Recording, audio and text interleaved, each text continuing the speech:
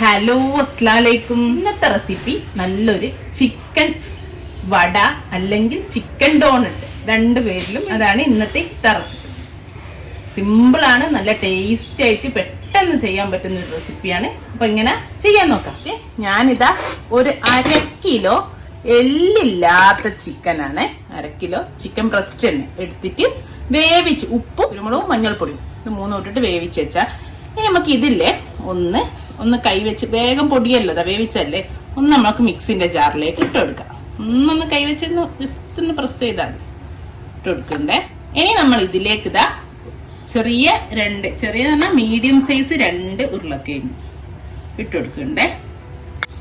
ഉരുളക്കിഴങ്ങും ഉപ്പും മഞ്ഞൾപ്പൊടിയും ഇട്ടിട്ട് വേവിച്ചെടുത്ത് നമ്മൾ ഉടയ്ക്കാനൊക്കെ വേണ്ടിയിട്ട് സ്മാഷ് ചെയ്യാൻ വേണ്ടിയിട്ട് വേവിക്കല്ലേ, അതേപോലെ നന്നായിട്ട് വേവിച്ചെടുത്താണ്.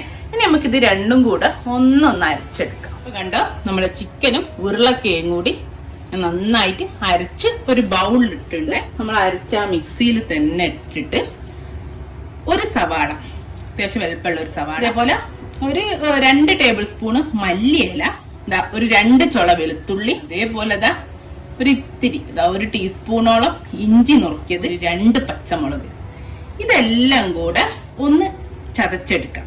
ആ മിക്സിയിൽ തന്നെ ഒന്നുകൂടെ ഒന്ന് പൾസിലിട്ടിട്ട് അരച്ചെടുക്കാം. അപ്പൊ നന്നായിട്ട് അരച്ചു. ഇനി നമുക്കത് ഈ ചിക്കന്റെ കൂട്ടിലേക്ക് ഇട്ട് കൊടുക്കാം.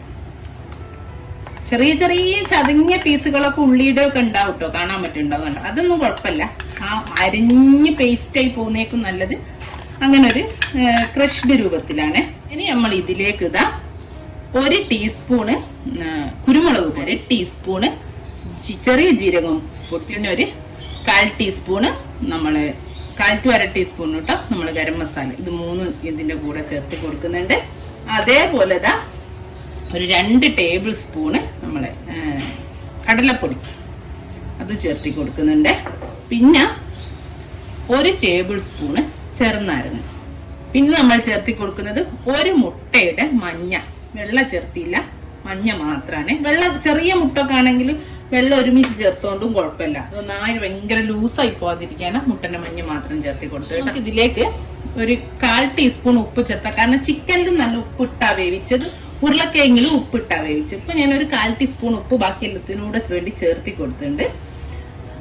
ഇനിയിപ്പോ ലാസ്റ്റ് നമുക്ക് നോക്കാം ഉപ്പിന്റെ ആവശ്യമുണ്ടോ അല്ലേ, അതിനനുസരിച്ച് ചേർത്തി കൊടുക്കാം. ഞാൻ 1/2 കപ്പ് ബ്രെഡ് ക്രംസ് എടുത്ത് വെച്ചിട്ടുണ്ട്. ബ്രെഡ് ക്രംസിന്റെ അളവ് ഞാൻ പറയുന്നില്ല, ഇത് ഇനി നമ്മൾ 1/2 കപ്പ് ഇപ്പം ചേർത്തി. അപ്പൊ അതും കൂടെ ചേർത്തിട്ട് ഇത് നന്നായിട്ടൊന്ന് കുഴച്ചെടുക്കണം, ഇതെല്ലാം കൂടെ. എന്നിട്ട് ചിലപ്പോൾ ബ്രെഡ് ക്രംസ് ഇനിയും വേണ്ടി വരും. പിന്നെ ഇപ്പോൾ നിങ്ങളെ കയ്യിൽ കടലപ്പൊടി ഇല്ല എങ്കിൽ നിങ്ങൾ എന്ത് ചെയ്യാന്നറിയോ, ഇത്തിരി മൈദ ചേർത്തി കൊടുത്താൽ മതി ഈ കടലപ്പൊടിക്ക് പകരം. ഓക്കെ, ബ്രെഡ് ക്രംസ് ഇനിയും വേണം. കണ്ടോ, ഇതൊരു ലൂസായിട്ടല്ലേ നിൽക്കുന്നത്. നമുക്ക് ആവശ്യത്തിനുള്ള ബ്രെഡ് ക്രംസ് ചേർത്തി കൊടുക്കാം. പിന്നെ കൊഴിക്കുമ്പോൾ ഒരു കാര്യം ഇവിടെ ഉണ്ടായിരുന്നു, വിട്ടുപോയിട്ടോ, മറക്കരുതേ, കൊഴിക്കുമ്പോൾ തന്നെ ചേർക്കണം baking powder. 1/4 teaspoon to 1/2 teaspoon വരെ ബേക്കിംഗ് പൗഡർ ചേർക്കാം. ബേക്കിംഗ് സോഡ ആണ് ചേർക്കെങ്കിൽ ഒരു പിഞ്ചേ ചേർക്കാവേ. അപ്പോൾ ആവശ്യത്തിനുള്ള ബ്രെഡ് ക്രംസ് കൂടെ ചേർത്തിട്ട് നന്നായിട്ട് കുഴച്ചെടുക്കാം. 1.5 കപ്പോളം ചേർത്തിട്ട് ഇനി നമുക്ക് ഇങ്ങനെ മതി. ഇതിനി 1/2 മണിക്കൂർ ഇങ്ങനെ ഫ്രിഡ്ജിൽ വെക്കാം. അപ്പൊ ഒന്നുകൂടെ സെറ്റ് ആവും, നമുക്ക് ഈസി ആയിട്ട് ഷേപ്പ് ആക്കാൻ പറ്റും.